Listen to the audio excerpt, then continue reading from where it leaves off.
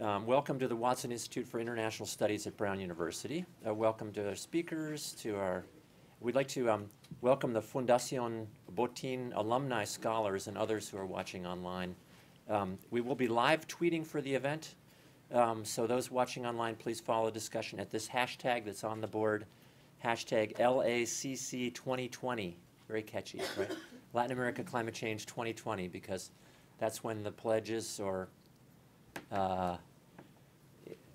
intended nationally determined contributions will be coming into effect in 2020. That's what this agreement for Paris is about. And do send in questions for our panelists, which we'll try to incorporate in the discussion. This conference has been organized by Brown's University's Climate and Development Lab and the Center for Latin American and Caribbean Studies, CLACS, here at the Watson Institute. And a huge thanks to the Fundación Botín for generously funding the event. And big thanks to the team in the Center for Latin American Studies for making it happen, especially Professor Rich Schneider, Matt Gutman, who are the directors, Kate Goldman, who's here, we really appreciate it, and Seth Stuhlin, who's given us really great support along the way. And thanks to the Climate and Development Lab, which is our group of 12 undergraduate students. We have 2 doctoral students, and we have a research fellow, Guy Edwards, who will be up here in a minute. We're sort of a think tank here in the university, producing timely, accessible, and impactful research to inform a more just and effective climate change policy. That's what we hope we are contributing with.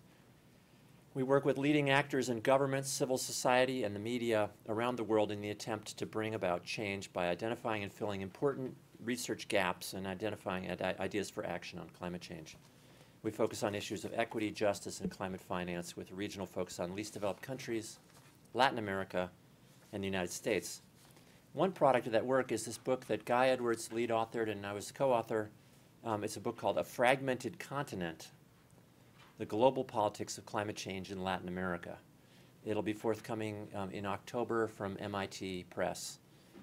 It looks at how Latin American countries increase their influence at the UN climate change negotiations fairly remarkably,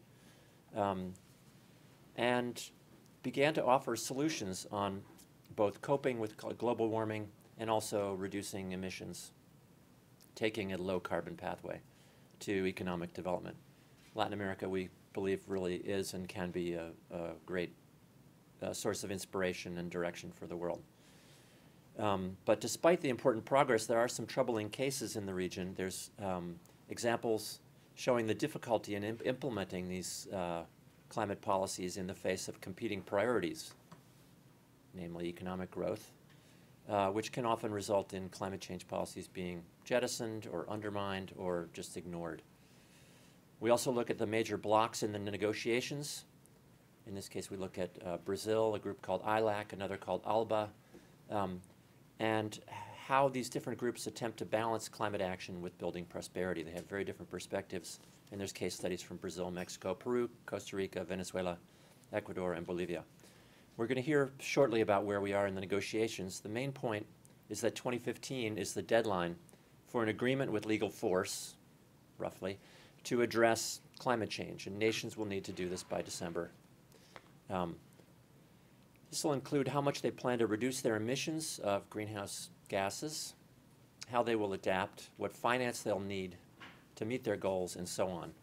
These pledges will be added up sometime in October and November to see whether humanity will meet the target of staying below what might be considered dangerous climate change, about 2 degrees of global average warming.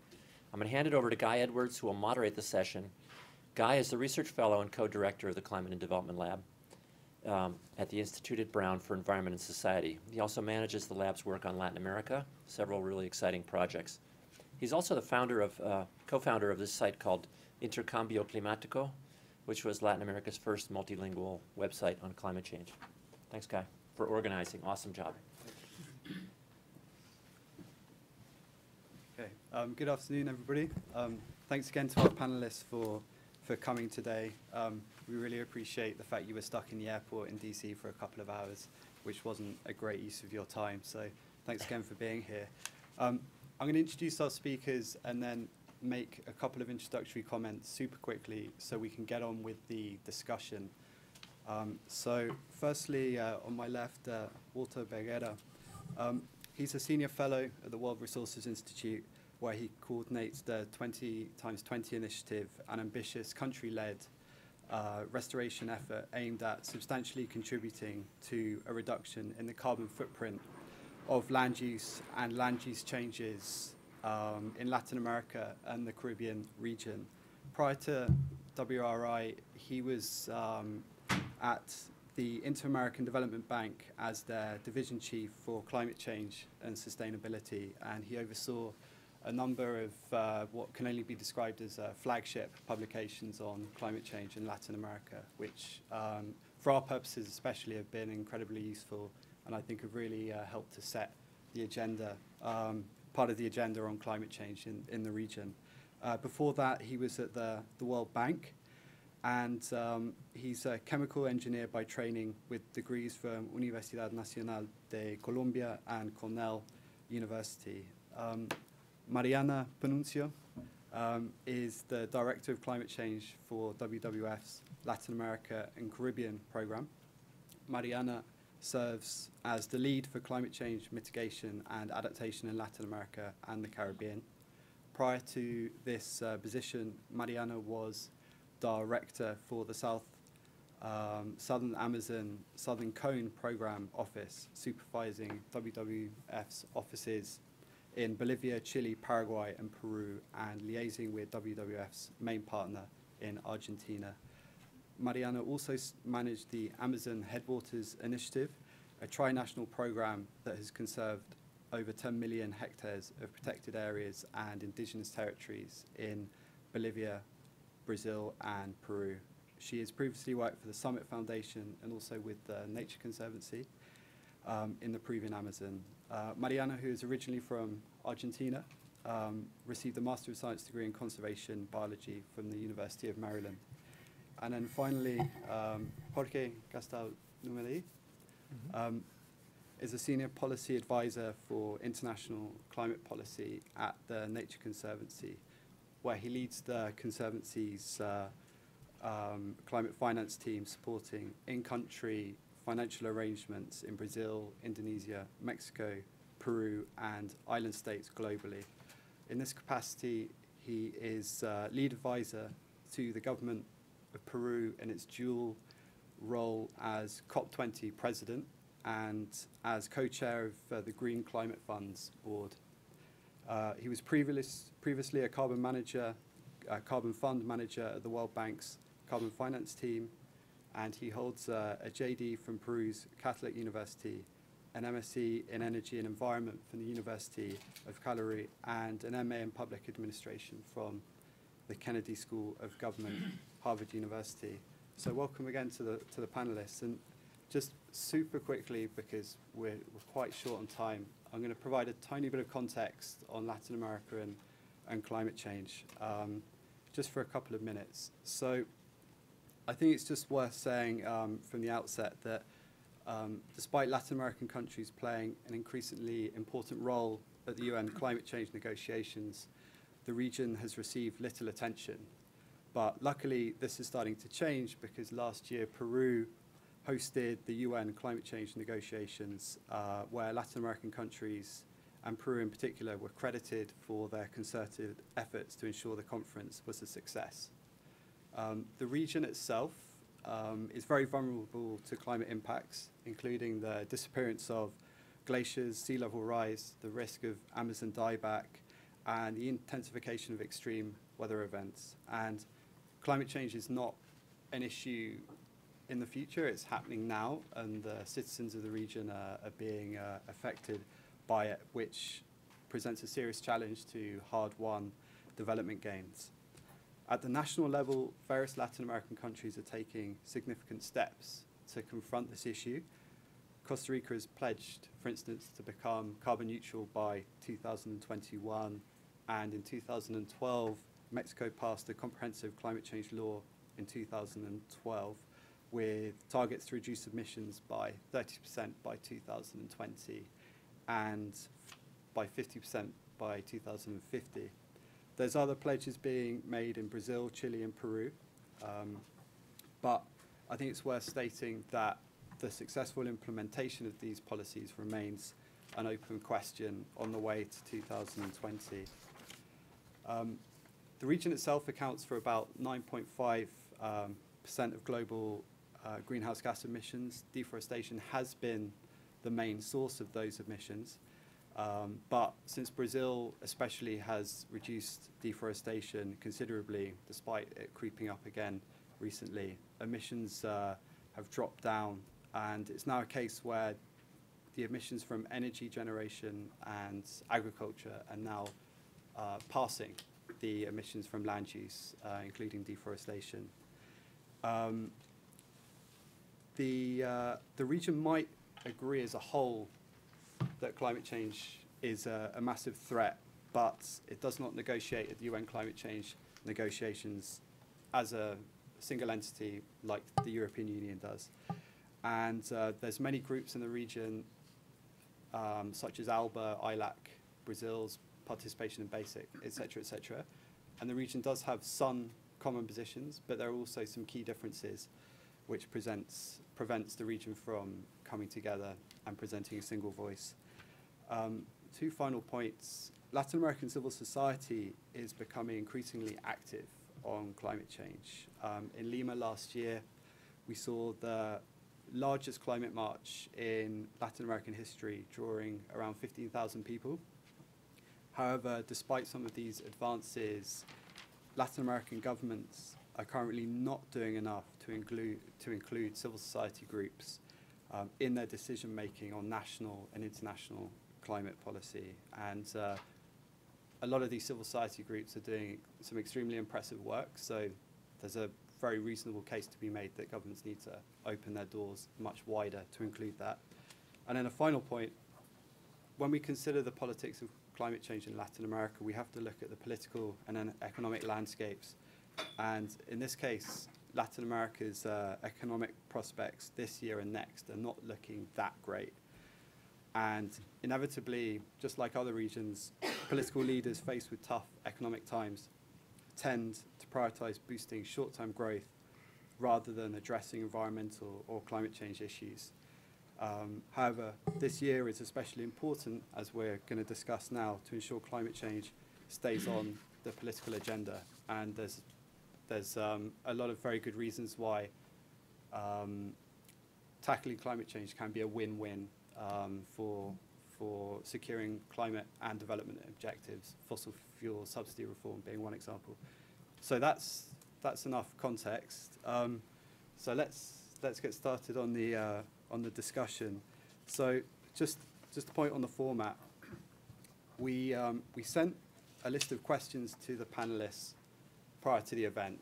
So we're going to go through those questions, and the panelists are going to have a couple of minutes each, 3 minutes max, per intervention for each question, but they can make more than one intervention for each of the questions, so we can have more of a dialogue. And I think Seth's going to hold up a 2-minute, 3-minute warning, just in case. But we appreciate you helping us with that, because we haven't really got that much time, and it'd be great to get through as many of these questions as possible.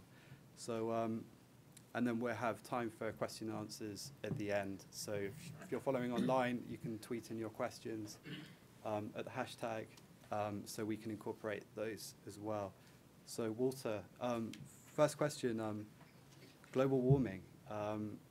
Just in a few words, could you describe what's at stake and what really needs to happen, and why? In Latin America?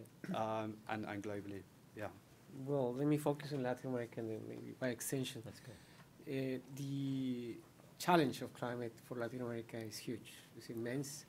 There have been several attempts in the literature to document the financial consequences of climate impacts. They are tremendous. They can derail economic development in the region. We need a different way to look into economic progress in the future, one that is untied to carbon emissions. So at stake is not just the vitality of the economies in Latin America, but also the survival of ecosystems and biodiversity at large. Right, thank you. Mariana, would you like to? Well, I think we're going to be complementing each other since there is on several of these questions, I'm sure there's going to be a convergence of perspectives. So I think it's not an understatement to say that what's at stake is the future of our planet. I mean, and by that I mean for every human being, there is nobody who's going to be spared from this, as well as every life form, as Walter was referring to. We know that the trajectory that we've been in terms of emissions, it basically puts us on a path that is unsustainable, that is likely to have deep and irreversible impacts on the climate system as we know it, and that what that entails is that every sector of the economy will be affected. Which means that when we talk about climate change, we're talking not about an environmental challenge, we're talking about it as a development challenge. So what needs to happen? We basically need to re-engineer our economy. We basically have been riding on a system that has been based upon the burning of fossil fuels, and we need to change the structure of our economy from an economy that has been driven by fossil fuels to one that is powered by renewable energy, one that has relied on a short-term gain based on the conversion of ecosystems to one that actually maintains natural capital, and one that prepares all sectors of the economy for the impacts that are already here and the impacts that are coming. Right, thank you. Jorge, please. Yeah, I'm building on that, if I may. Climate change is putting, on top of what both Walter and Mariana mentioned, it's putting pressure on the institutional capacity of governments in general, both at the global level and also at the domestic level. You know, the institutions are faced with something that they were probably not faced before. There was not enough pressure. That it's this cross-cutting nature of climate change forces them to actually coordinate, collaborate among different institutions within a government. And that is something that governments are usually not used to, because they tend to live much in silos in the way they operate. The structures, the way governments have been structured, are much more built around silos. And climate change is something that is cross-cutting. So that is putting a pressure, and there's an urgency that wasn't before in addition to that. So it's not only the cross-cutting nature, but also the urgency. And both two factors are sort of testing the capacities of governments around the world. And then you can see also that at the global level. At the global level, as a sort of a system, an institutional system that allows countries to sit down and talk among each other and find solutions that have a global scale, we are facing with a lot of challenges there as well.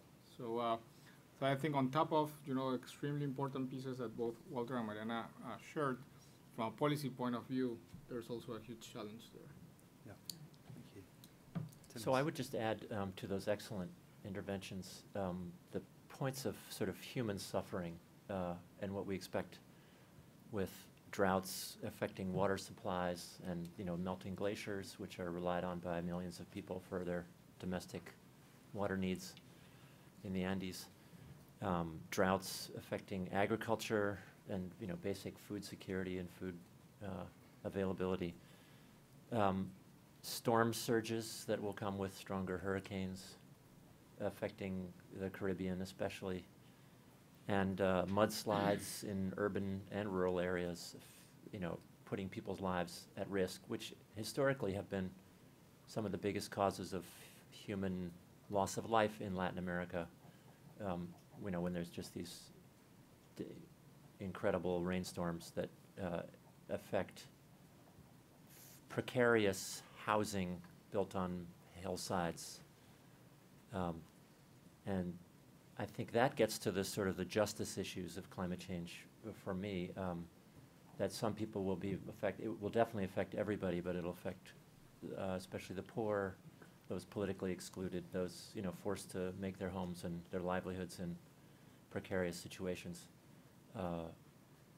more likely to be affected by these impacts and less able to recover after they experience it. Yeah, thanks, Timmins. Jorge, if I could just come back to you, as you are still a member of the COP20 the Peruvian delegation. Just to kind of recap, where are we in the UN climate change negotiations? Sure. 2 minutes, no? Yeah, yeah, if you can. We are in a path that was set before Lima in Warsaw, in which ideally before Paris, countries could put on the table their contributions to addressing the mitigation challenge, to addressing the 2-degree scientific sort of goal or maximum. But that piece is still evolving. The idea in Lima was to set up some more clear rules on how exactly that information was going to be submitted. And that, I think, has been achieved to a certain degree. In addition to that piece of contributions on how countries were going to help reach that target, there was also set up in the process since Warsaw and even before the need for countries to indicate how they were going to support those mitigation contributions or those mitigations actions, both in terms of finance and in addition to that, the adaptation actions. So we ideally are getting to a moment in this year in 2015 in which all those elements will be on the table, and that's a package. And then the other package is the agreement itself, the sort of the process to reach a text. So you have information that will serve as inputs into the negotiations, and you also have a text. The process to deliver that text has been extremely complicated, but I would say holds a bit more of hope than the process pre-Copenhagen. And the reason for that is not the text itself, but it's the level of reality and realpolitik of parties and also of civil society in terms of how much you can address with the text itself and how much you can address in parallel process at the domestic level and how both of them could complement each other. And so the outcome of the UNFCCC process will not be the solution for everything and for everybody, but will hold some promise in terms of building a system in the long term. Right. So I think those two pieces are right well in process towards Paris, which we didn't have before in Copenhagen. Right. So that holds some promise in terms of reaching an outcome in Paris. How credible that outcome is, that's something that we can discuss later. Okay. Mariana, would you like to comment on that? Maybe I will add 2 elements. One is that maybe I'll comment on where we left in Lima and where we are now after Geneva. I think that there were some positive signs prior to Lima that led us to think that in Lima, in the COP20, we were going to be able not to jump over the fault lines, but that the negotiations were going to advance further. But as those of us who were there experienced in the last 48 hours, everything almost came to a halt. And what was delivered was a text that unfortunately had a watered-down version of many elements that we wanted to see. But I think that coming out of Lima, everybody recognized how imperiled the process was. And in Geneva, the main expectation was to generate a text that could serve as a basis for negotiations in June. And Geneva delivered that. We now have a text that the parties consider to be legitimate. But because there was so much sensitivity around it, the real negotiations didn't happen in Geneva and now are being postponed to June. So what we're going to see is a very busy time in the second half of the year. Yeah. And maybe just one more thing that I wanted to add and that I hope that neither us nor the parties lose sight of, which is also what the so-called work stream 2 or the pre-2020 ambition.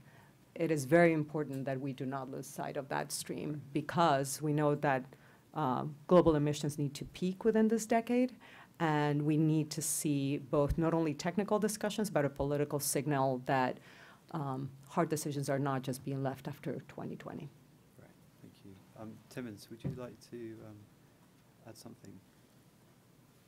I don't think so. I think the main elements are on the table. I think the Yeah. timeline, there will be other negotiating sessions after the bond session in June, right? There's 2 more bond sessions in, I hope I get this right, August and September? No, Did I get those wrong? Total of Late- 4. August, September Yeah. is one late August, early September, and the Yeah. other is in October. Yeah. Okay. So there is some time. What I worry about actually is that there's too much time, that whenever there's additional negotiating sessions, then countries often will push back the really hard decisions. Right now, we have 86-page draft, right, coming out of the Geneva negotiations about a week ago. And that's got to be turned into something that is a lot shorter. I mean, the Copenhagen Accord was 12 paragraphs. Maybe we don't want anything that short, but it's 4 times too long, and there's many options and brackets in the text showing disagreement. So you're right, it's going to be a long, busy year. And we really do need to balance our focus on these negotiations and this draft with something we talked about at lunch, and that is other ways that we can address this issue collectively in smaller groups of countries and at the same time, both before and after Paris, so that Paris isn't the end point but is the beginning. Or Mariana, you had a nice phrase for this. Right. What was Instead it? of On the road to Paris, the road through Paris. Yeah. We don't have the road to in our title, but yeah, the road through Paris. Walter, the UNFCCC process is kind of ongoing, but you were talking about a lunch alternative forums or political spaces. Where do you think there could be leverage? Yeah, well, first, we should support the UNFCCC process. Right. It's Yeah. a key game in town, and we should all be supporting that. But at the same time, also reality needs to sink in. We are at this game for 2 decades plus, and it hasn't delivered what needs to be delivered at the minimum. The minimum deliverables have not been obtained. So while we support the UNFCCC, we all should support the process. We'll be well advised to find parallel routes, and that's my point. And in Latin America, luckily, there is a growing awareness that there are a few routes that are very attractive economically and could deliver the climate benefit while shifting the economies toward different routes. And that's what we should do. And Okay. we can elaborate on that later. Yeah, and in fact, the next question I wanted to ask you was how are Latin American countries attempting to tackle climate change? Well, as you well said in the introduction, or Professor Roberts says, a fractured political front. But remember that one of the key obstacles to achieve an agreement are powerful economic forces. I don't want to qualify more than that. Powerful economic forces. So you have to look for an agreement that also is backed by powerful economic forces in order to have a sensible fight, a sensible chance. So I'll give you just in titles 3 examples of things that could happen in Latin America. One is land restoration. Land use and land use change account for 58% of total emissions. It is in the interest, keen interest of regional economies to work on land restoration. Delivers food, delivers economic progress and livelihoods in rural areas, reduces emissions, prevents deforestation. So there is a consensus there, and if you look at the numbers, you make an economic analysis of land restoration, it's a no-brainer. We should do that. Second example, power grid integration. Is in the economic benefit of these nations to integrate the power grids. Once you do that, you open the gates for renewable energy, market entry, and we can explain why that later. And the third one is adaptation. Adaptation should be priority number 1 in Latin America in terms of climate change. And I think governments and civil society understand that. Up to now, the speech is We need the firemen to come from the north to douse the fire that we are in our house in the south. We need to change that.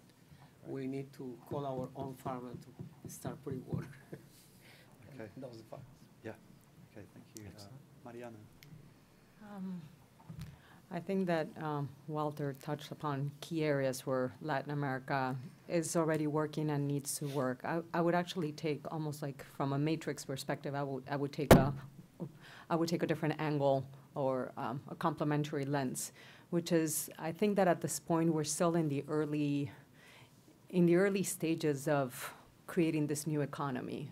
We are in the early stages of this curve of the great transformation that we need to see. And so a lot of what we're seeing in Latin America is the setting up right now of the policies and the incentives to start creating space for the things that Walter was talking about.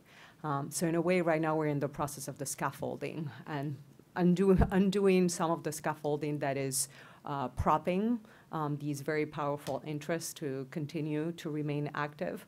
And we don't yet have the full scaffolding for the growth of, for example, renewable energy, et cetera. So that's one area. The other area is, and a lot of effort has gone into this kind of like the readiness aspect. More on the mitigation, and I think we are, honestly, while Latin America is ahead of some other regions, we're really behind the times on adaptation, and I would wholeheartedly agree with Walter that needs to be a top priority. The other issue is actually concrete experiences showing that this is possible, and I think that that's one of the biggest messages that Latin America has for the world, that this is possible, that this is profitable, that this has co-benefits, and we are seeing investments along those lines, and we need to see much more. Right. Jorge, the same question to you as well, but I just wanted to kind of zoom in a little bit. Latin American countries have been rather active on climate finance, and Peru being one case, just in terms of how they're attempting to tackle climate change. Obviously, finance is fundamental. So I was just wondering Sure. some thoughts on that. So Please. one thing that Latin American countries have been doing, and I think they're having, certainly in the case of Brazil and Mexico, they've set the tone for how they integrate different sectors into the discussion, and particularly the ministers of finance. Both of them did a good job about 10 years ago on creating this multi-sectoral commissions, in which they looked at the whole spectrum of actions, both on mitigation and adaptation, and around that made decisions to build their national strategies on climate change. This happened actually not 10 years ago started the process, but it was probably before Cancun that this sort of materialized. The one issue that I think Latin America is still struggling with is how they bring the private sector into this discussion on finance, and how the private sector could engage on the new climate economy approaches and on adaptation in general. Last year, when we were building the efforts towards COP20 in Lima, one of the elements of our strategy as the Peruvian presidency was to, on the domestic side, bring the private sector into discussions about the relevance of finance and the relevance of climate change action. And there was a huge distrust from the private sector towards the government in terms of, what would that necessarily imply? Would that imply a tax on gas? Would that imply additional contributions that the private sector would need to give to the government to sort of balance actions that they were doing in some rural areas around the country through royalties? There was a lot of discussions and a lot of mistrust coming from the private sector towards the government. I don't think it's unique to Peru. In this process, we engage with a lot of other countries, and there is still a lot to be done on that front.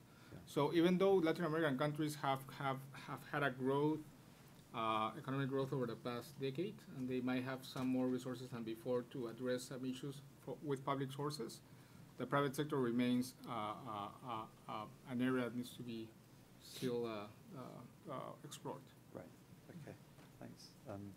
Tim, so I was going to move on unless you wanted to add anything to that. I guess I would just really quickly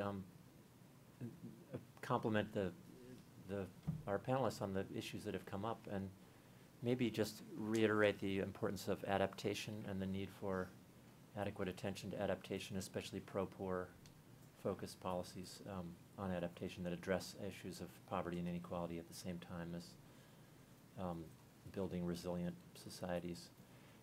But on this last issue, I guess I would say what you're describing brings up the issue of the extraction of natural resources in Latin America's economy, and how it goes all the way back to the colonial occupation and the way Latin America was brought into the global economy.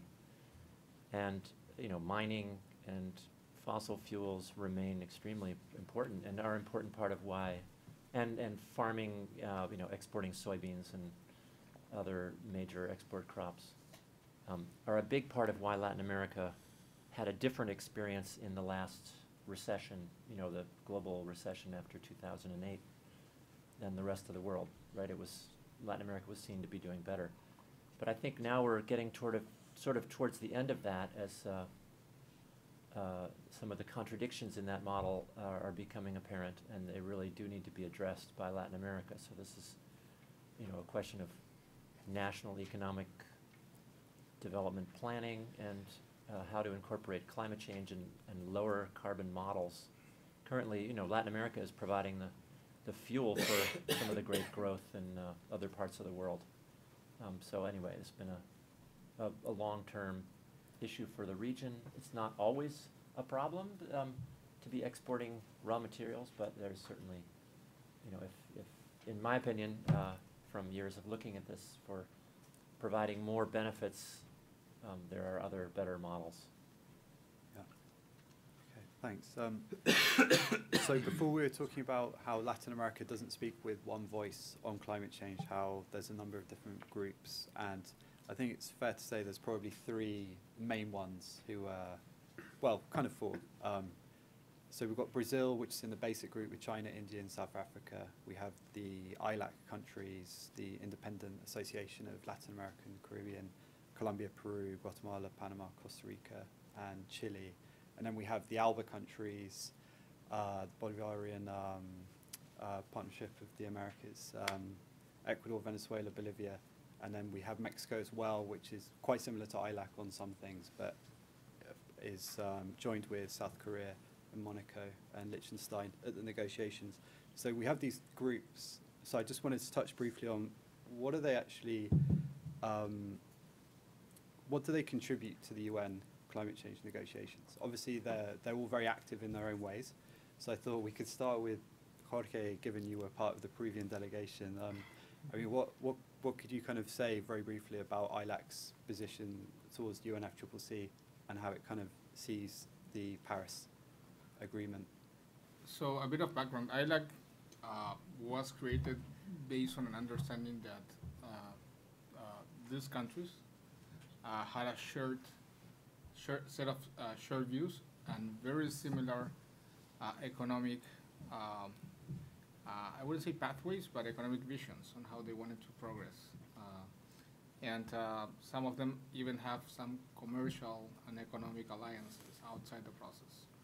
So, so with that, they conceive themselves as bridge builders, which could put off a lot of people, could also be positive. But over the years, I've seen that ILAC is very proactive in bringing new ideas to the process, trying to read the minds of other groupings, both on the developed side and also on the developing side, and bring formulas that could actually build compromise positions.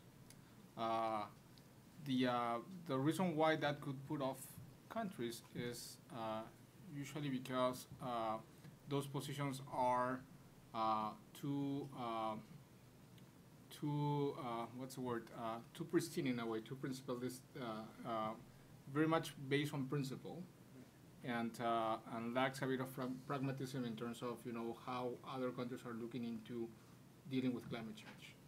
And so that's from ILAC. If I may briefly on ALBA and BASIC. On ALBA, it's more of an ideological more than an economic vision. I think there are different models within ALBA. But I would say ALBA operates not necessarily as ALBA, but as part of the least like-minded developing countries. And so you mix the vision that these ALBA countries have with the vision that other developing countries have, like Malaysia, the Philippines, China, India. So there is an interesting mix there, and ideologically, sometimes it moves way beyond what ideologically they have in the region. So they respond a bit more not to the economic reality, as in the case of ILAC, but more based on what other forces are bringing from outside the region into this process. And finally, on BASIC, it's a different monster.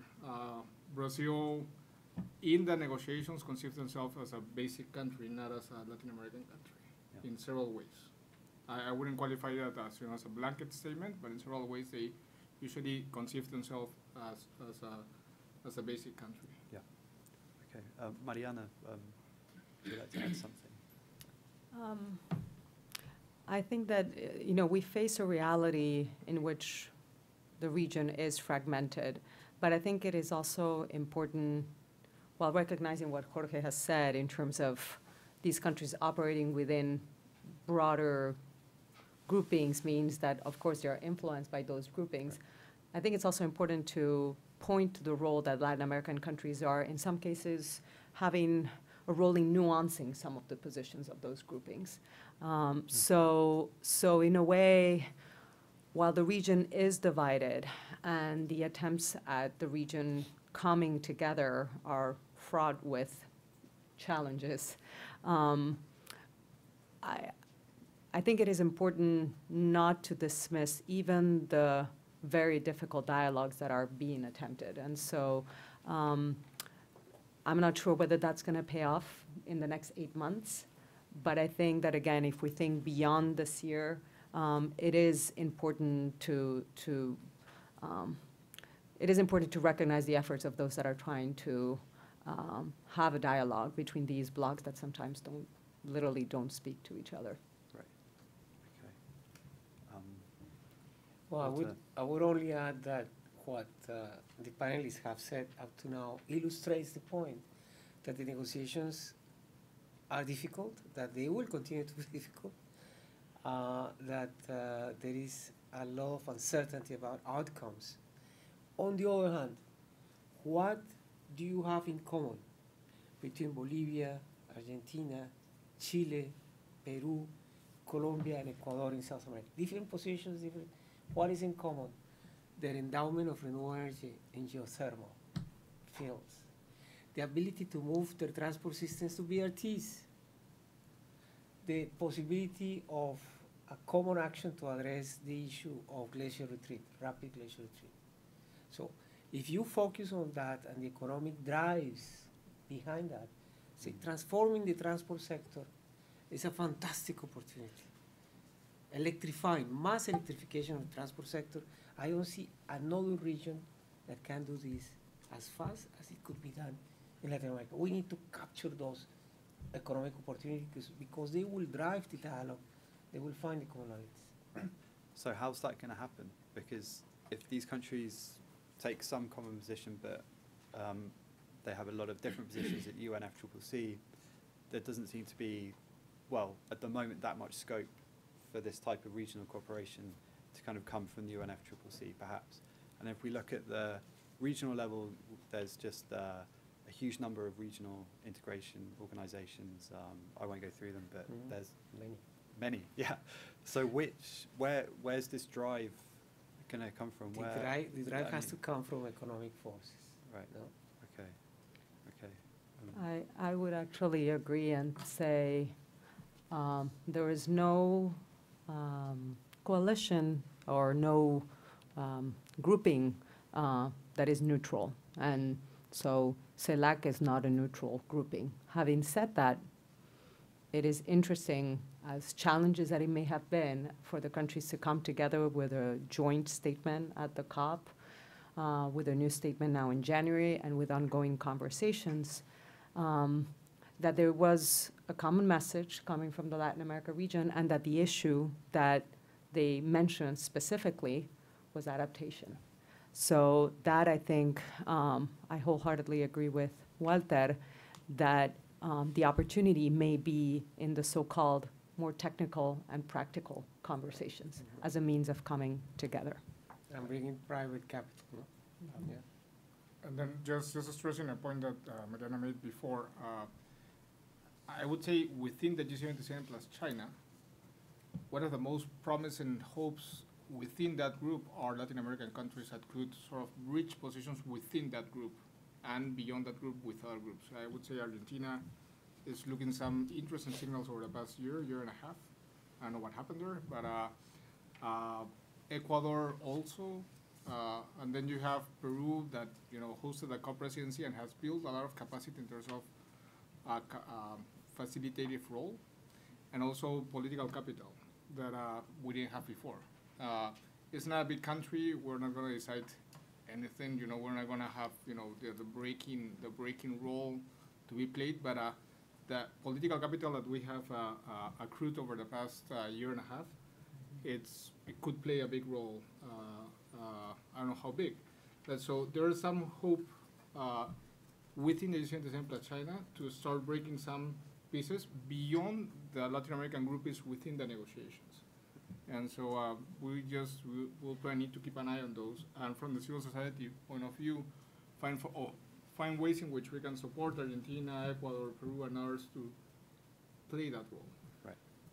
Okay. I would just chime in to say that I think the talks were for a long time sort of gridlocked between the global north and the G77, the global south representing the global south, and that Latin America has really opened up this discussion tremendously. First with the Cartagena dialogue, a non-formal discussion group that did not take positions but included countries from both sides of the north-south divide. And then this, in some ways, this fragmentation has opened up space for many different voices to be heard, that along with other groupings like AOSIS of the island states and the least developed countries, and that we have many more voices. Hopefully by being able to more closely identify with countries with similar sets of interests, economic interests and political interests, that countries can eventually reach a negotiated endpoint. That's whatever, it's not certain, but it's at least I think Latin America has had a really important role, including in nuancing the positions of these larger groups like BASIC. Brazil is not really in the same position as China and India inside BASIC, and showed a different posture this year in Lima than it did the year before in Warsaw. So I think there's just endless shifting and changing in these groupings, and it'll be interesting. Personally, I'm interested to see with economic difficulty in Venezuela and the price of oil dropping so much, if that will change the strength of the ALBA group or the ability of that group to act collectively. So just thinking about examples of Latin American countries pre-2020 voluntary emission reductions. So these voluntary reductions, this was agreed in Copenhagen in 2009. So countries were invited to put forward their pre-2020 pledges. A number of countries from the region have done so.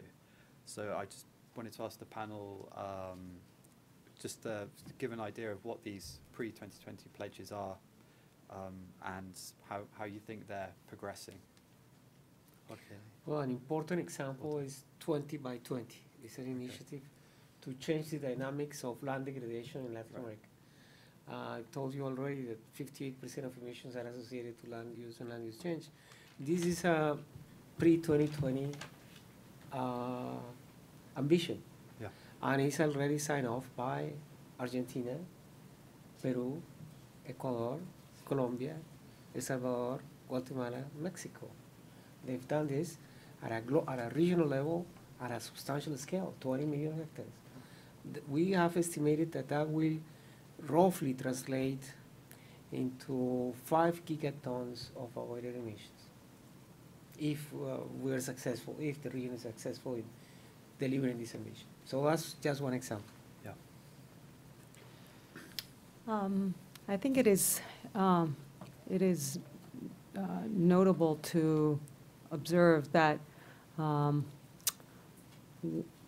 we look at the commitments that were put on the table by countries at the climate summit in New York last year, a lot of them were not new by and large, but as I was scanning what each of the countries were saying, a lot of the commitments by Latin American countries were pre-2020. They were on renewable energy, on forests, on adaptation. So there is effort being put. And just to give 3 examples of commitments and how they're being delivered. One is renewable energy. We have countries that are really, when you look at investment by GDP, are really at the top of the world in terms of investment on renewable energy. Take Costa Rica, Uruguay, Chile, Mexico. And then you look at countries like Nicaragua. Nicaragua, a small economy, 50% already renewable, making huge investments on geothermal right now. That's a very interesting proposition. So big countries like Mexico can do it. Small countries like Nicaragua can do it and are doing it. Likewise on forests, important commitments by countries like Brazil, Peru, Colombia, Mexico, on reducing deforestation by 2020. And an interesting announcement of the part of 14 countries, 9 of them Latin American, the so-called Lima Challenge. This was an effort led by the government of Colombia, basically indicating that they're doing a lot, but they're willing to do more if they are partnered by, basically if they have the support of developing countries. But not just making that a declaration, but saying we're willing to quantify that commitment. That I think is very interesting too. I would just add to that that there are several countries that are willing, not only on forests, but in general in Latin America, and those are the ones that have been more vocal in the negotiations as well, in terms of putting on the table commitments, contributions on mitigation, but also on finance and also on adaptation. And when they mean contributions on finances, they want to transparently, and this is coming from Latin American countries, transparently quantify the amount of money that they're investing from public sources into the actions that they're taking on. And also indicating that they would be willing to even do more, not only for us, but beyond that, with additional resources. They're also willing to just show to the world how much action they are taking on adaptation. So there's a lot of confidence in developing in Latin American countries that they could actually deliver on different fronts. I think at this point it's just a matter of taking a deep look into the INDCs processes and see how those are being structured and see how much promise those could deliver. I'll leave it there at this point. I have a couple of more ideas, but we'll keep talking. Just a quick point would be to say, first of all, if a country makes a pledge for 2020 or even 2025, some people are saying, oh, they don't have to do anything until 2020, what they agree in this year. That's not true at all. If you're going to reach a pledge of emissions reductions for 2020 or 2021 or anyway, one has to be making those progress now. So I think there's been less appreciation of how much change has to be happening and is happening already. And I think that's really one of our motivating factors for even having this event and other events like this, is these are a big deal. These efforts by Latin American countries are really ambitious, and they need to be understood more broadly in the world.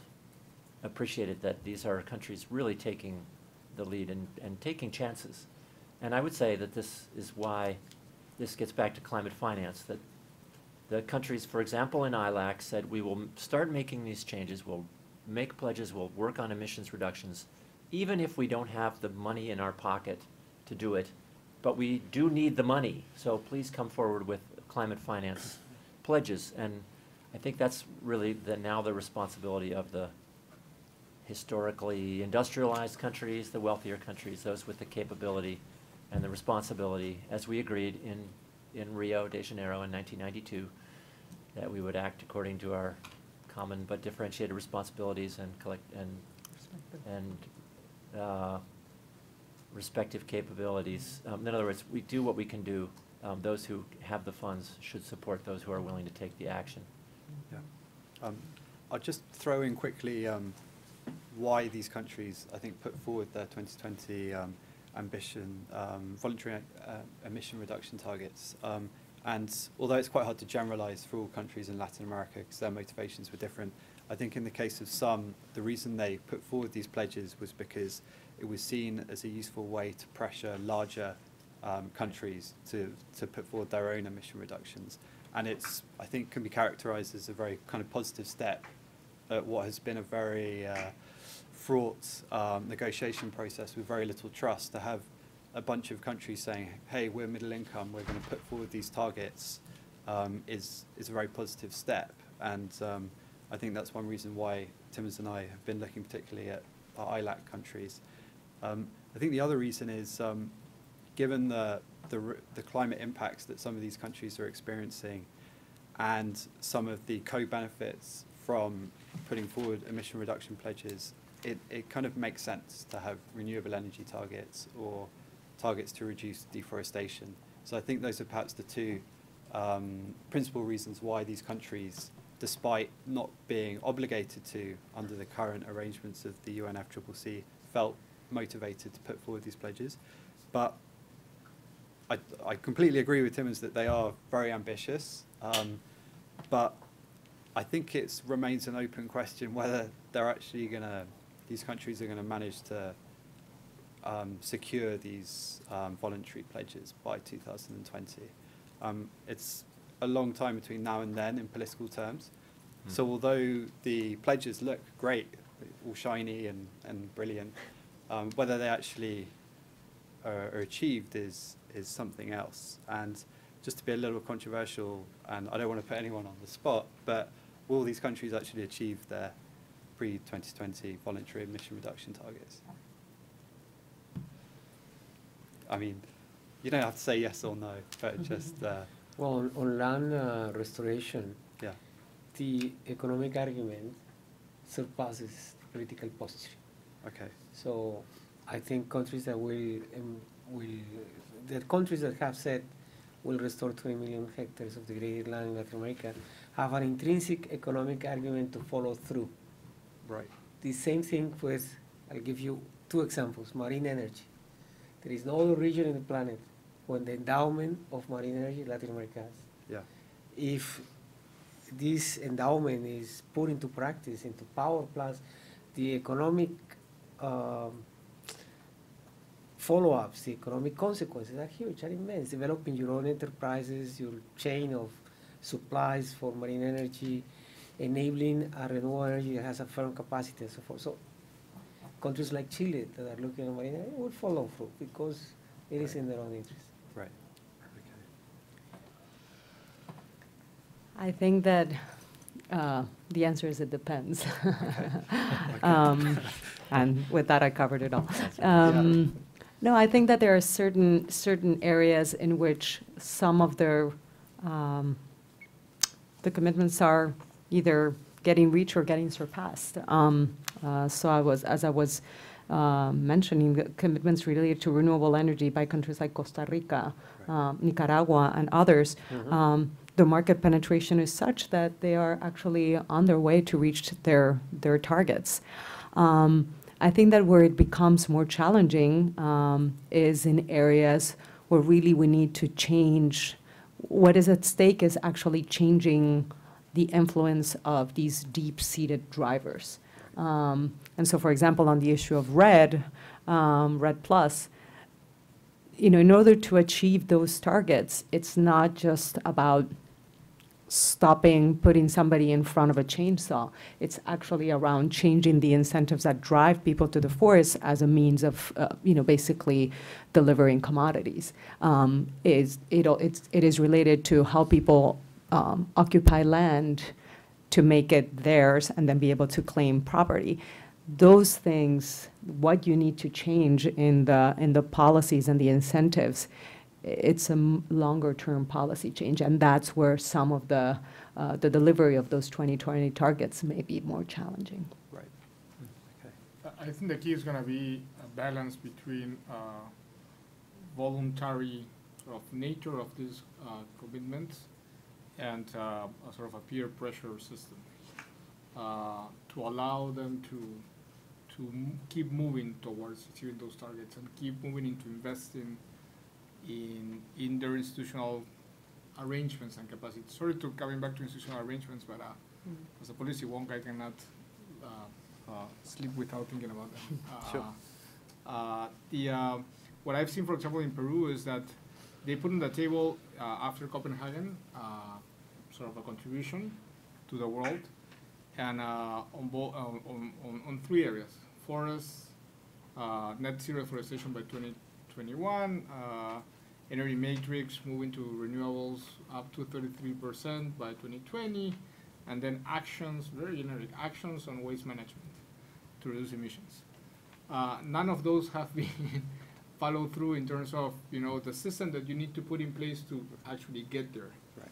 And but so there was a motivation because it was voluntary. But the INDC process and the fact that Peru is part of ILAC and there are other countries like Colombia and Chile that are a bit more advanced, have pushed them to start looking into how to build those systems to actually deliver. Probably not those commitments, and probably they will come with some different voluntary contributions, but that will allow them to sort of feel free to put something that is ambitious enough based on their own reality, and at the same time have the peer pressure to build systems around those to actually deliver. So it's a mix of both. It's a hybrid sort of approach. And that same hybrid approach, I think it should be used into the architecture of the agreement. We could go into more details on that afterwards if you wish in terms of how that agreement should look like. But I don't want to divert from Latin America, so I'll stop there. Yeah. Could I just a clarifying question? These institutional arrangements you were talking about, who's the driving force behind, or who was the driving force behind these voluntary emission reduction targets? Is it the Environment Ministry, for instance, in a country? To be. Right. We're just talking about Peru. We're talking about Peru, yeah. Yeah. In this case, Peru, and to the example that I put, it used to be environment. Right. And over the past 4 years, I would say, 4 or 5 years, finance started to get closer to the process and identifying what actually could really be delivered by different sectors. Right. So with finance on the table, then the other sectors come to the table. Right. And that's what's happening as we speak. But it's an early process still, Right. overall. Okay. So could you characterize the voluntary emissions as a way of an environment ministry to get its fellow ministries to start taking climate change more seriously? Because now there's this voluntary target up in the UN system, which, if you don't achieve it, it looks bad on your country. I wouldn't qualify it that way. I was thinking of a country as a whole, Okay. to sort of put voluntary contributions as a whole and having peer pressure from others. Yeah. In internal politics, it's as Walter have mentioned several times in this panel, it's economic forces. The Ministry of Finance will need to recognize that huge deforestation will have some additional issues. Not shifting to energy sources that are more efficient will have huge issues as well. Yeah. Dependence on some fossil fuels or will have big issues also. Right. So all of that needs to be sort of restated and reinterpreted.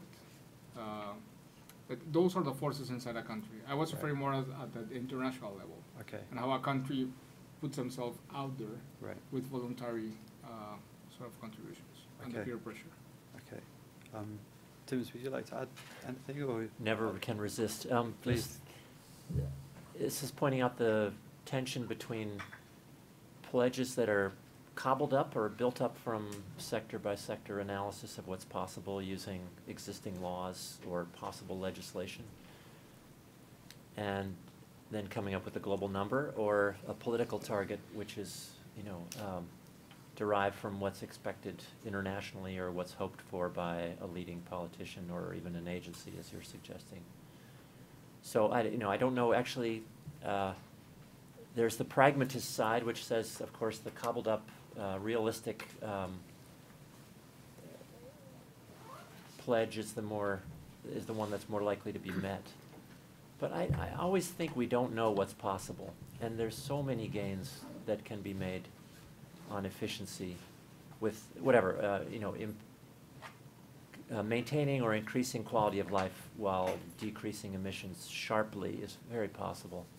So anyway, I always wonder if the pragmatic sector-by-sector pledges are actually the only thing that's possible. I'm really not sure. And the just one last point is, I guess building on Mariana's point earlier, Benito Muller from the Oxford Energy Policy Group once said, back in the years of the Clean Development Mechanism, that one of the great benefits of that idea was to create a new economic class of people who were benefiting from carbon emissions reductions. So by having people even who are the traders of carbon permits, something that some people object to strongly, but they become actors then in whose interest it is to have this whole system maintained, to have an ambitious emissions reduction goal, to have a treaty and international institutions that exist and function to make emissions reductions happen. Right. So I think this is part of the role of climate finance is to create a group of actors in Latin America who are in whose interest it is to be part of a revolution that's reducing emissions sharply, and whether that's in the land use sector in red or in industrial sectors producing renewable energy or making sharp efficiency gains in industry and households. There's millions of jobs and there's billions of dollars and pesos and everything else to be made. Yeah. Okay. Just moving on, we were talking about the INDCs before, so the intended nationally determined contributions. So these are the national contributions that countries are going to take to the Paris summit in December, hopefully. And this is how they're going to reduce emissions, and they're going to include a raft of other things: adaptation, technology transfer, finance, etc. So the INDCs, in other words, are going to be a fundamental part of the Paris Agreement, and Latin American countries need to prepare them at the moment and bring them to Paris. And I believe the deadline's in October for the submission, and then, or actually March 31st, right? They're invited to submit them. So, but Correct. the deadline. We need the Yeah. Where are we on INDCs? So the aggregation of INDCs to play a role in the negotiations towards the Paris Agreement will happen in October. Yeah. The voluntary deadline is March 31st.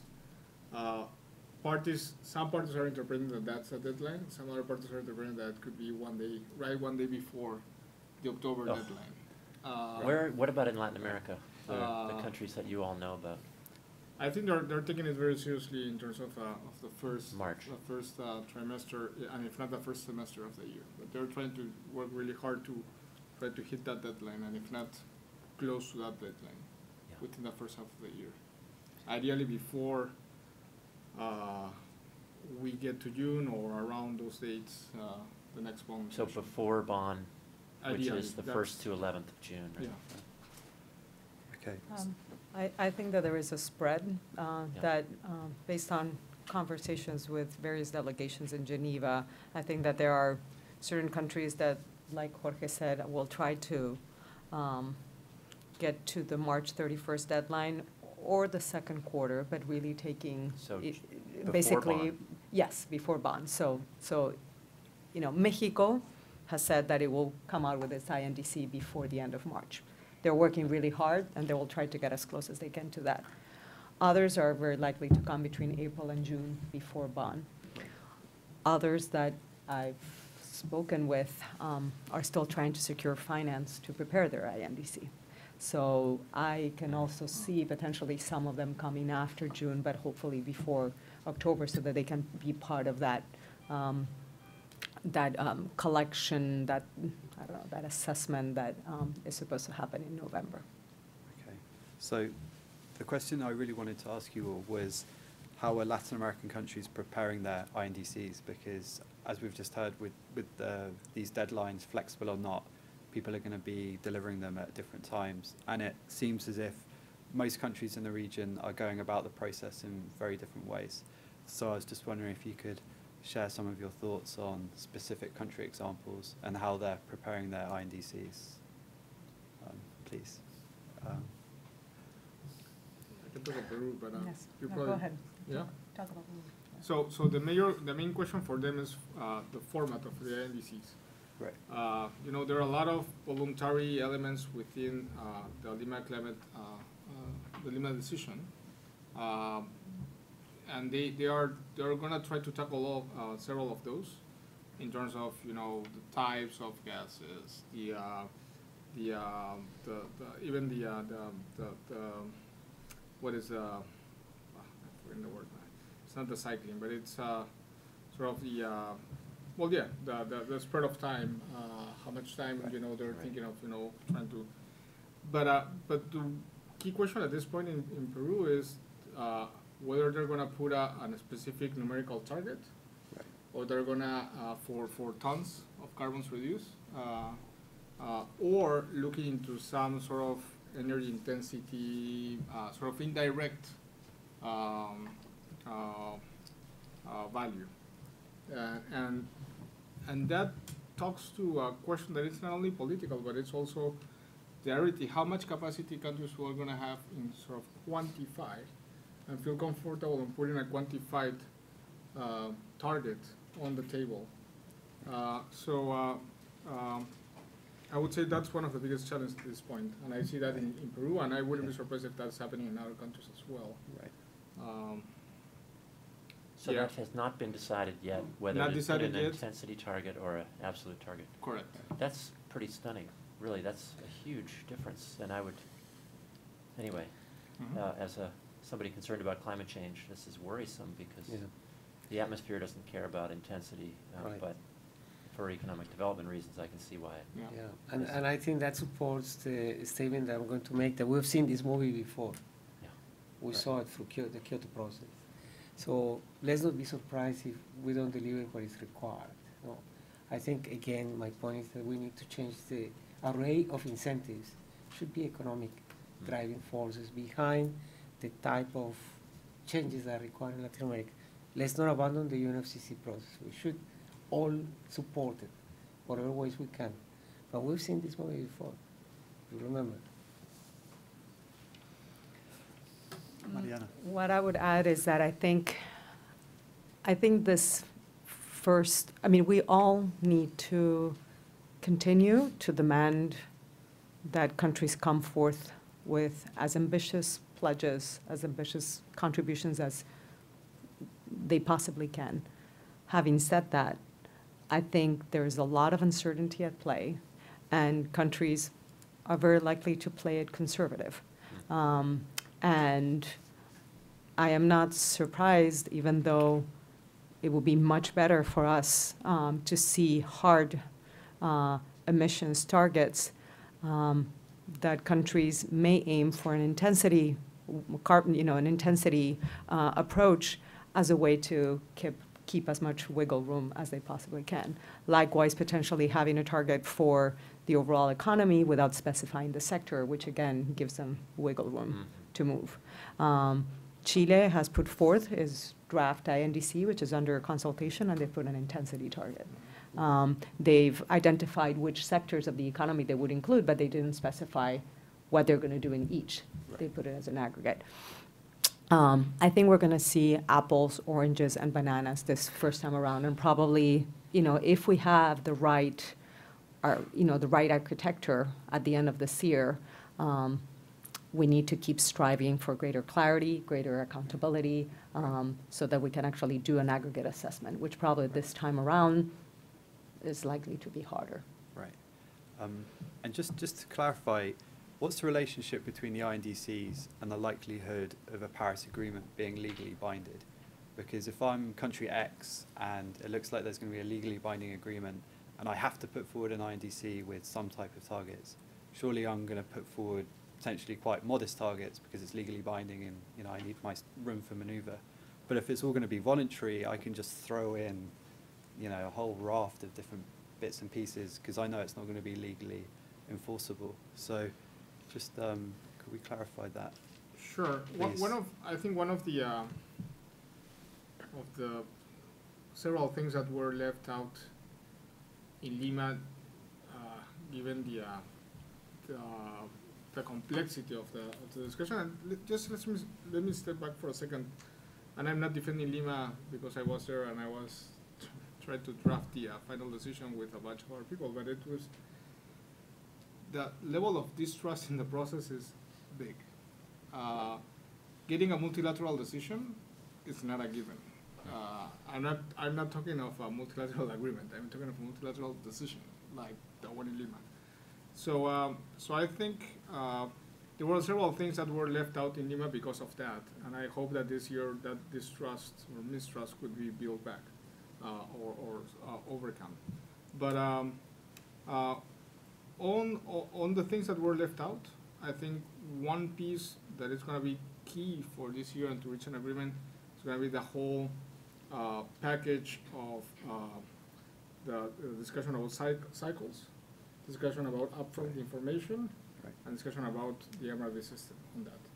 If you can set that up in a way that is credible, then that's enough, I would say, to start building confidence in the system that countries will, on a voluntary basis, put information on the table that could be then sort of upgraded down the road. And there is a non-backsliding decision already within the Lima decision agreement, so you cannot go behind or lower than what you put on a single year. Or so just to make sure we understand, you're talking about a cycles, people talked about a 5-year pledging cycle or something that they'll be, you know, 2015 we'll agree what the targets are for 2020. Then in sometime around 2020, they'll be for 2025, right? So the cycle says you put something in 2015 and the cycle will be a 5-year period from 2020 to 2025 or a 10-year period. Right. That depends on how it's going to be agreed. But so that's the cycle that I'm talking to. And so you have two pieces there. You have the ex ante, in which you try to set up rules clear enough of what is the kind of information that you should be putting on the table. And those could be as flexible or as stringent as you can decide or negotiate. And then you have the ex post analysis, the MRV. So you have the two elements that are bounding the cycle, pre and post. If we can set up that system, that could be the legally binding piece of the agreement. Right. And then the INDCs and information could go as a sort of a part of a COP decision that is not legally binding, that allows for voluntary contributions, but then you sort of put a lot of peer pressure on and allows create a system that will put peer pressure down the road over the years. Right. That is one way of looking at this agreement. Okay. I was going to just bring in another question related. So countries have to put forward their INDCs this year, and we already have their voluntary emission reduction targets pre-2020.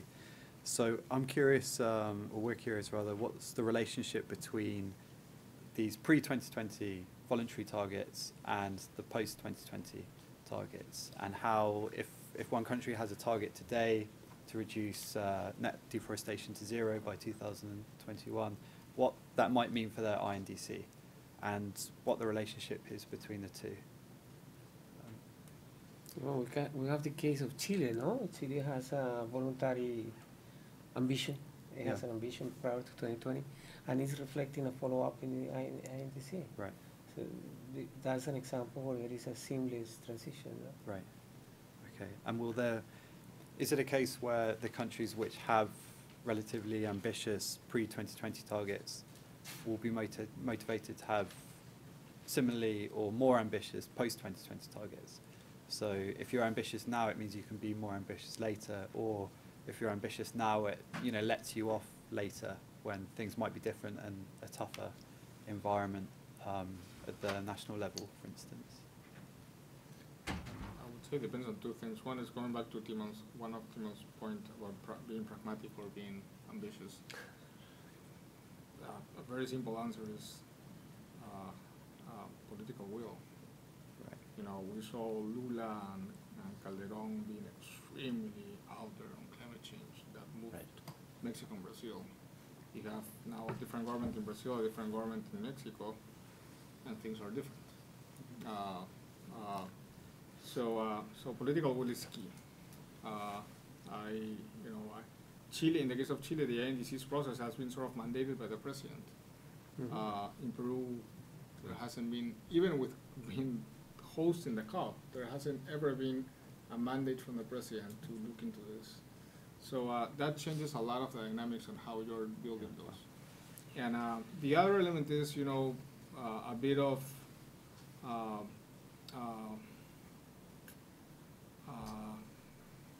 who did their homework in terms of aligning different sectors to have the same vision.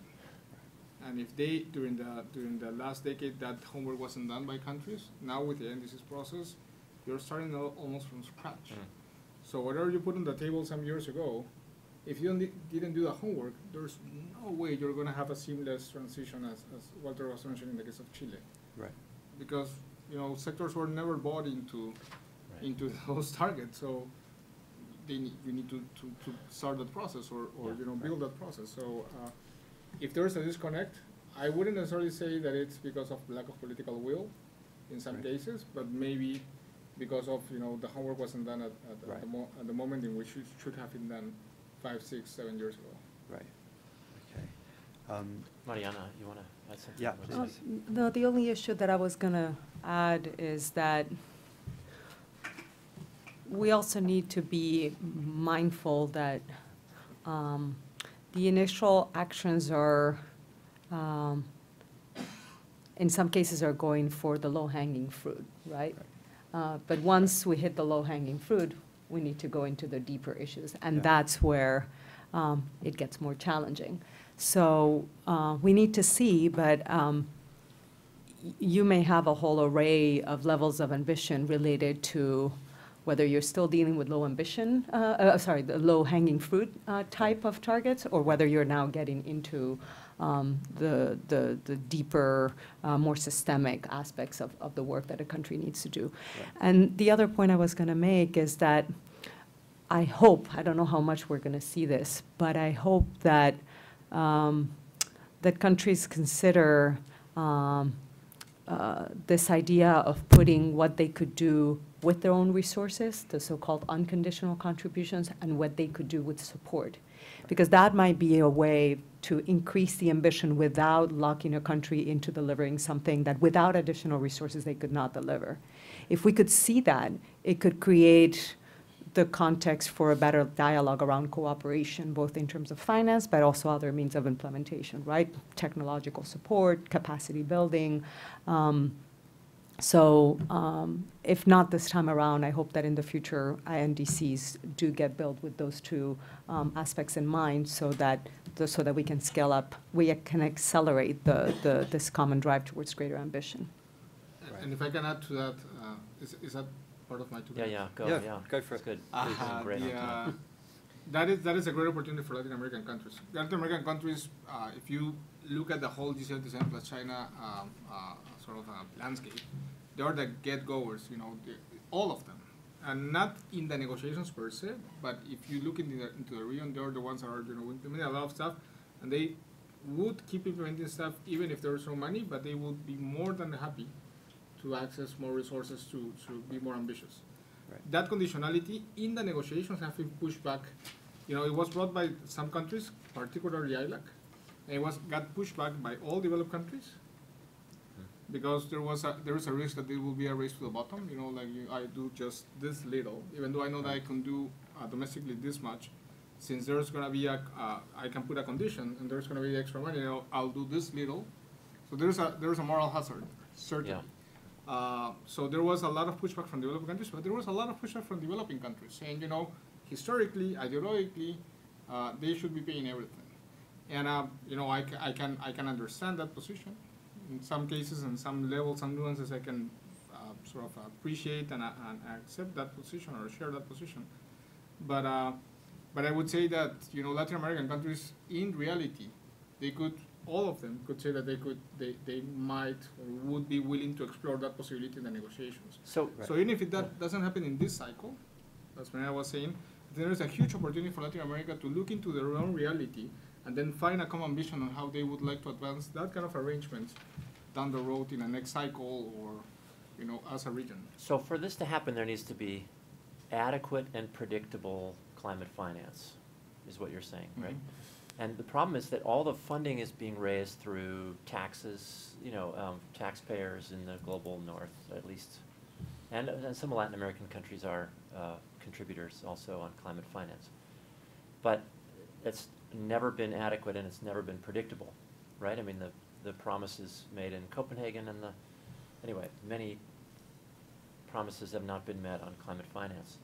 So I'm raising the issue of innovative finance. That is, we need some kind of mechanism to raise enough money and have it be predictable, whether it's from a financial transaction tax or a bunker fuels tax or a global carbon tax or something more, you know, politically feasible. Let me. So I guess I'm wondering, you know, is that the only way we're going to get enough adequate funding to make the things happen that you both are talking about? Let me target that a little bit. I think we should move from climate finance to low carbon development finance. No? Finance that addresses economic development along a path of low carbon intensity. And I'll give you an example. IDB, I used to work, is the largest source of multilateral long-term debt financing for Latin America. Yeah. Okay. The board of directors in 2010, I was there, agreed to target a 25% allocation of all finance to low climate carbon change. development. Yeah. Finance. So that's how, if you restrict yourself to climate finance, like let's milk Norway until the last cow cries, you will never get there. Right. We have to change that paradigm. It has to be financing development that goes along a low carbon development path. This actually brings us on to one of the other questions, Walter. So regional, multilateral development banks, especially development banks working in Latin America, IDB, World Bank, the Latin American Development Bank, are they, or even EuropeAid, for instance, through its Euroclima program, have you heard of anything recently about any cooperation agreements or work underway which is now being shifted towards the INDCs? Because what, Walter, you were describing about the IDB's 25% target, I mean, that sounds like it could be very nicely aligned with the preparation and hopefully implementation of these INDCs. Right, yes. So, well, you know, there is, as Jorge has indicated a number of times, there are some information barriers here, no? right. There is this igloo that surrounds the negotiators. Yeah. And sometimes it's broken a little bit and the finance minister comes in. And then there is this economic reality surrounding that. So we have to break that silo. And besides IDB, I can tell you that CAF, the Corporación Andina de Fomento, has also recently, just a few months back, agreed, the board of directors agreed to create, to channel their financial resources into green markets. Right. No? I think they call it, no, they don't call it green markets, but it's in that direction. Okay. We have this problem of silos. The INDCs are being developed, as you will say, by a limited group of stakeholders inside the countries, and it needs to be broken and open and new gates built in Right. to integrate private finance, multilateral finance, and so forth, that do not necessarily will meet the targets of the INDC, but it may even take us further. No? Right. Okay. We need to hear more about that process. That's in several questions about how these INDCs are really being developed. who is at the table and who is not.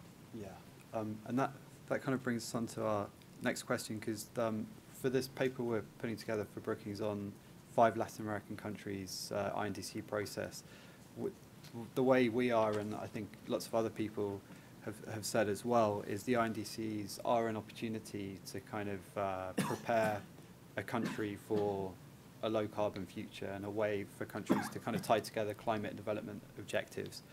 But what we're arguing is they're similarly an opportunity to democratize the national climate debate in some of these countries, which thus far, as Walter and you've also been saying, is there's a real silo mentality, and the negotiation process seems to be very disconnected from what happens at the national level. So what Chile's doing with its unique and laudable public consultation process on the INDCs, I wanted to ask you about that. And I understood today, this morning actually, Mexico was holding its first workshop on its INDC where it invited civil society. So hopefully we're going to hear more about that. But in other cases, for instance, in Venezuela, we asked some people from civil society groups there. They've literally heard zero about the INDC, and taking into account how the situation in Venezuela is being described as very explosive, given the political instability. It's a pretty serious situation there. But in Ecuador, Costa Rica, other countries in the region, what are they doing, and will they be following Chile's exemplary public consultation? So I was just wondering, any comments on that? I think we're probably going to see a mix of experiences, like for everything in the Latin America region. But you know, Mexico is undertaking a consultation process. I understand that Colombia has plans to do consultations too. Brazil actually had sought input earlier in the process, and I think you know, we have yet to see how, whether what's going to come out is the final and that's it, or whether there will be, whether they would do what Chile did. So I think that there is a diversity there. Having said that, a couple of additional thoughts. First, I don't know how much countries are going to be willing to refine their INDC once it's put on the table. But I think that we need to think of this process, like you mentioned, which I really liked, of democratizing the climate dialogue and the climate planning as the submission of this first round of INDCs, not as the endpoint again, but the beginning of a conversation that then needs to continue. In other words, if countries do not share their thinking with civil society before the INDC is put on the table, we definitely need to ask questions after it's put on the table. By the same token, I think that as civil society, we also need to follow the process of how a country implements the INDC. And maybe the last issue I want to bring up is the importance of not forgetting that we need to be engaged citizens in our own countries, but we also need to look at the aggregate. And this year, we do not have an ex-ante review. There are efforts by civil society to actually conduct an ex-ante review. Yeah. And if this is not deeply embedded in the process, which I hope it is after Paris, we definitely need to track the aggregate effort as well. Right. And push for that as civil society. Okay. I think we're almost running out of time before we have the Q&A. Jorge, I hope this overlaps with what you're about to say, but just it would be great to hear your take on recommendations for how not only Latin American countries or others elsewhere should prepare their INDCs, for instance, including civil society, the private sector, etc., but what they should be putting in them, because it sounds like, you know, it's a buffet. You can literally put in or take out whatever you want, and a few things spring to mind, such as fossil fuel subsidy reform, clean energy targets, adaptation, the finance component, obviously. So speaking in general terms, recommendations for the INDCs, where do you think, or what do you think some important things are? So I would say one important piece that would need to go into INDCs is, and probably it will be just a sort of a consequence or a derivation of analysis, is the economic impact of all the set of actions that they're going to be developing. Right. I would say that, you know, it would be the first step for them. The economic impact and economic gains, that needs to be part of the process. Without that, you know, whatever they're going to put out there is going to be really hard to achieve. So how they then translate that into a specific actions and the way they put it, it's a different question. But I would say I will be less, this might sound like anathema, but I will be less worried about how actually looks at the end of the process, but I'm more worried about how the process is conducted. And if you don't have a clear analysis of economic gains and economic losses or impacts by addressing a set of, you know, a menu of actions, then it's going to be really hard.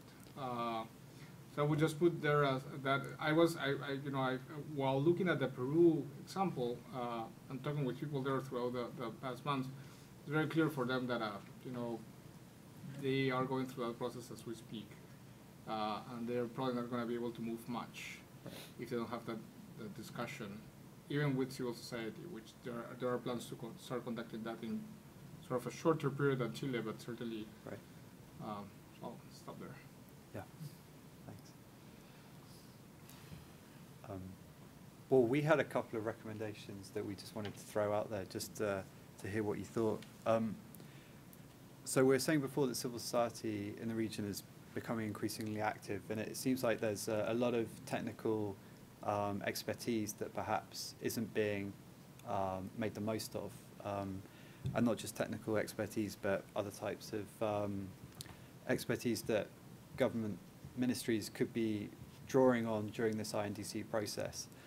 And we were wondering whether Latin American civil society was in a position to potentially organize some kind of workshop, bringing countries together from the region that don't necessarily talk to each other in the first place, as we described before with these different regional groups.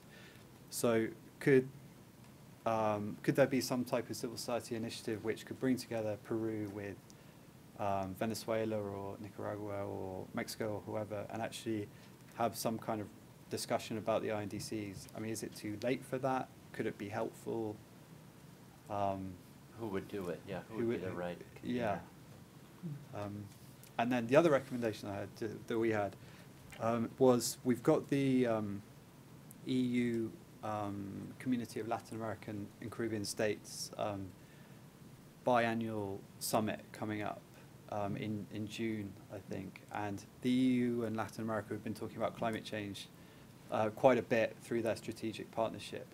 So just as one example, similarly with some of the work going on by CEPAL and the Brazil-Chile initiative trying to bring these countries together, can CELAC, for instance, play a greater role on the INDC process and similarly organize some meeting, or I'm sure there's exchanges going on at the moment, but is there value in CELAC playing a greater role on the INDCs, which could then be fed in to the EU CELAC summit or with civil society, for instance? Yeah. Well, a couple of thoughts. On the recommendations front, I think that even if the information requirements coming out of Lima were not as clear as we would all have liked them to be, I think that the fact that I think that it's very important that the contributions include mitigation, adaptation, means of implementation. It doesn't mean that it's going to be easy to do an aggregate assessment of the efforts, but we need to start somewhere. Then that leads me to the other point, which is I think that potentially there are two different types of dialogues that could take place. One is lesson sharing around the process of creating INDCs and the opportunities that were found there, the roadblocks that were found in that process, because if the architecture is set up right, we're going to be bound to this process for years to come, and we want to learn from that process. So, so a dialogue, I think, would be, particularly from a perspective of building long-term capacity to scale up country-level ambition, would be important. But the last piece, which I mentioned in my previous comment, is the importance of an assessment of the aggregate level of effort. We need to keep an eye on the ball, and that is that ultimately we need to decarbonize the economy of the world, and we need to know whether we're getting there. So that dialogue does need to happen at the global level. I think it could be interesting to have that dialogue at the regional level too, but that is above and beyond the issue of exchanging how INDCs are put together in the first place. Okay, thanks. I like the idea of the European Union Latin America Alliance. Okay. There are a number of, you know, if you go to the negotiations, what transpires in public does not necessarily reflect what is behind. Right. And on this partnership, potential partnership between Europe and Latin America, there are so many things that are in the common interest of both groups that I would encourage groups like you to pursue that. I mean, it's not up to you by yourself, but I mentioned that many times, but on renewable energy, there's a very natural alliance there. And there are other examples. Then just not forget that INDCs is not a one-off. So even if those exercises will not maybe render some results by this opportunity, there will be another, ideally, as Mariana was saying, if we manage to set up a solid, robust sort of architecture within the Paris Agreement on cycling and revision and peer pressure, we'll have several other opportunities on the one hand. On the other hand, even if we go ahead with the idea that the INDCs are going to be voluntary at a certain level, then those could be revised upwards, even within that cycle. So let's not forget that it's not a one-off. Whatever we start here, let's use the INDCs as a right trigger, as a to democratize the debate on climate change actions in countries. Okay. So great ideas. Okay. Thank you. Guy, we have a question on the Twitter feed. I don't know where they're coming through, but I want to make sure we have time because we're at just 15 minutes left. But there's one that says, speakers talk about the private sector, but how can the private sector help to work on on climate change? Well, there are many opportunities. In Latin America, I've given you a few examples. Private sector capital from the private sector can be the key motivator in land restoration, in the mass electrification of the transport sector, not in grid integration because the utilities are involved there, but in market entry of renewable energy. Just so many examples, and not necessarily through a structured process like the one we have been discussing today, but through different avenues. I think that there are also important commitments being put forth, for example, on eliminating deforestation from commodity supply chains, where the private sector is absolutely essential for delivering on that. And then on adaptation, I mean, different sectors of the economy are going to have to adapt and call it, the utilities or whatever it may be. They are looking into how climate risk is affecting their bottom line. So they are already being engaged, and I think we need to engage them even more because they're really part of the solution. I would say that the writing is on the wall.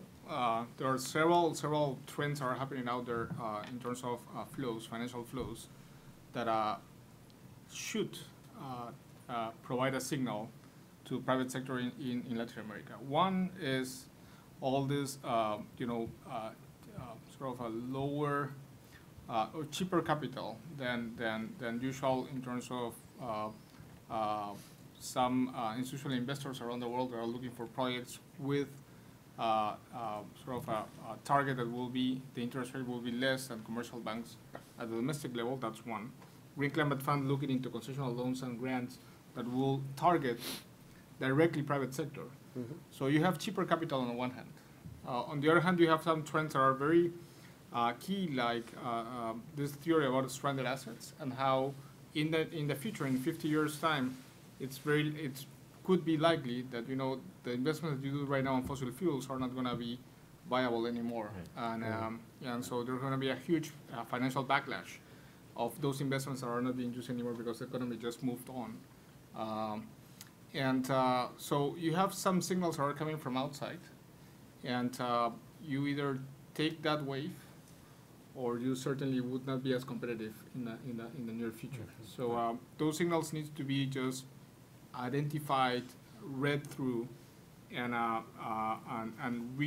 sort of reassess how you're doing your own business and how you could be more competitive within that changing environment. Let me give you a coletilla to that.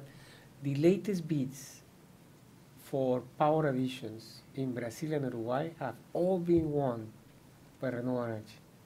And that's a very clear signal to the market. Won by who, sorry? By private sector. Yeah, right. By private sector renewable energy.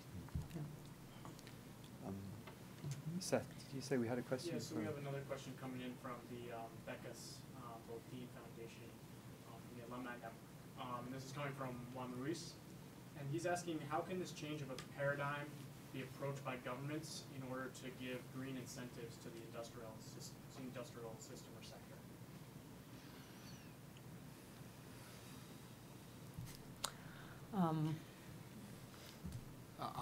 Could you repeat the question? Yeah, I think we're all. I think what he's trying to ask here is what type of green incentives can be given to industry, the industry sector, as this change of paradigm with the INDCs coming in, as that develops. I mean, I can think of a couple. I mean, one of them is removing subsidies, for fossil fuel industries that basically, as Walter was just explaining, renewable energies are competitive, but oftentimes when you don't have a level playing field, that makes it very hard, either because the fossil fuel industry is being given subsidies directly, or because they're given preferential treatment in terms of auctions, et cetera. So one of them is leveling the playing field. So that maybe I'll stop with that. So in case there are others who have examples too. Well, just risk. Manage risk in a different way. When the signals, incentives for how you invest in specific areas are changed, not only through eliminating subsidies, in which you increase the cost, but also in terms of how risky it's going to be to be investing in a particular area because of change on economic trends, based on what I was saying before, carbon assets, for example, stranded assets, or just increased risk from climate change that you need to equate into your cash flow analysis when you're investing. And the way you change that risk, or at least how you internalize that risk, is by changing the way insurance and other kind of things are addressing that. So your insurance actually will go up if you're not addressing those. And so you will have penalized through the market. But that could certainly be agreed or discussed at the government level with, multiple ways, like, for example, sovereign risk, in which the government is taking, sort of a risk in terms of overall of the country, and they could turn into their own actors within a country to factor that risk that the government is taking. Because if, for example, a natural disaster happens and the government needs to address the natural disaster with additional public money, budgetary allocations, that money is coming from the own government, and whatever the private sector or other actors didn't do in terms of ensuring that their investments are going to be sufficiently risk-proof, then you are just giving the money as a gift to private actors or to public actors. And so if you transfer that risk, for bad behavior. if you start transferring that risk, then you start to send signals, very strong signals, to private actors and public actors to behave in a different way. So risk is another way of doing that. I agree on the incentives part and all the other points that were raised.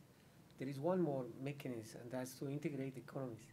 Like in Europe, the economies have been integrated with a net result of reduced emissions, no? I mean, not everywhere, but the general trend is in that direction. Integrating the economies in Latin America will have a beneficial effect on carbon emissions, be it the transport sector by making a uniform specification of fuels so that you take away advantages that are enjoyed by dirty fuels in some countries. Or, as I said before, integrating the grid. No? Integrating the grid will have a substantial salutary effect on renewable energy. Does the audience have any questions? So, please. Yeah. Thank you, everybody, for your comments. Thanks for the panel. My name is Brian. I'm with Oxfam America, and so many of my colleagues were in Peru.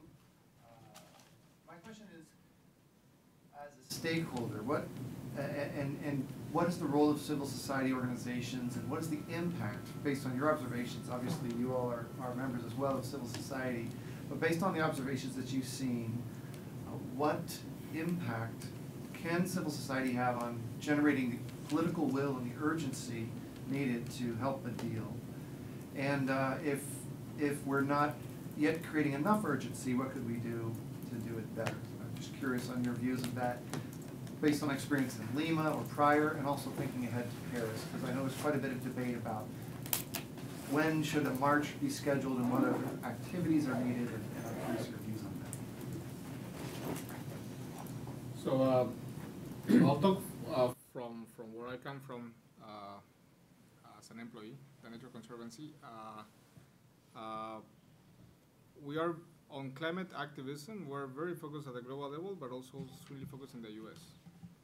And the way we've been looking into this is that at the state level, and that could be extrapolated to other countries, but at the state level, the more opportunities for dialogue among different actors, both public and private, and civil society, would allow for the state representatives to have a different view when they go into Congress and debate stuff at the national level.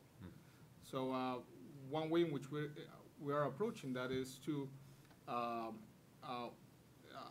using the networks that we have on the ground to change the views of public actors at the local level, and then build it up all the way to the federal level.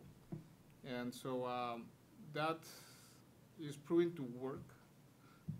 It's going to take a while, but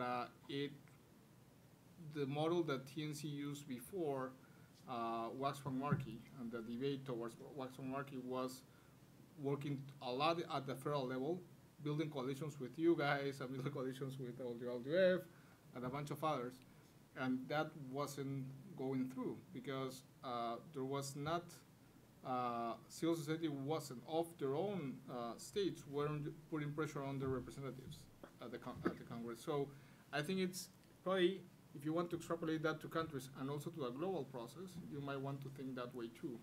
Is how we can be more vocal and active and supportive of internal domestic processes that would allow for those countries to be more vocal at the same time in global processes and feel more comfortable and less have less fear of advancing or being more ambitious.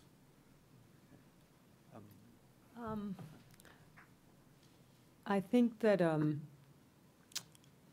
one important, I think that as civil society, as citizens, we need to be engaged in this, very engaged. I think that the march in New York, the march in Lima showed that people who were not associated with any institutions were coming to the march to actually because they cared. And that is actually very powerful, and I think shows a bit of a taste of the potential of actually engaging people. I think a critical part of doing so is actually creating a bigger tent.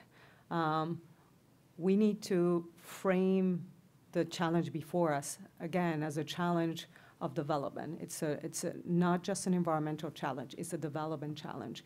And what we're talking about is, we're talking about a just transition.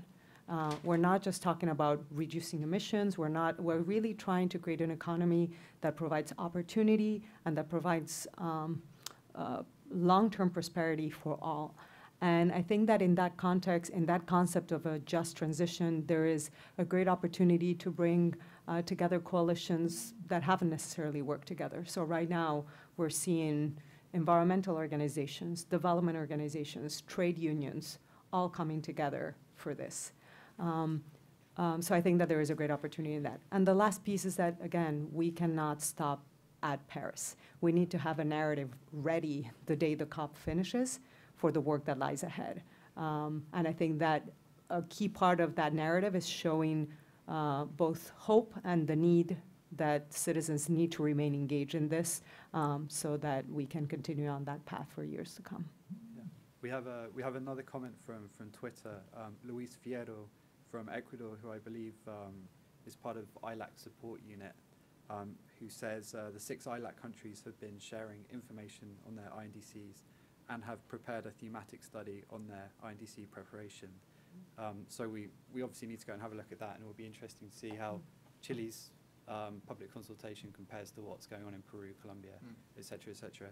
But I think we're pretty much out of time. So, I mean, this has been fantastic panel of experts, and I think it just shows how Latin America is, how Latin American countries are going to be pioneers in looking at different ways of trying to tackle climate change, and it's been a great privilege to have the 3 of you here. So, and obviously Timmons, of course, you as well. I'm always here. Yeah, but thanks Great very to have much. you all. Thank you all for coming. Thanks very much to you all. Thanks for your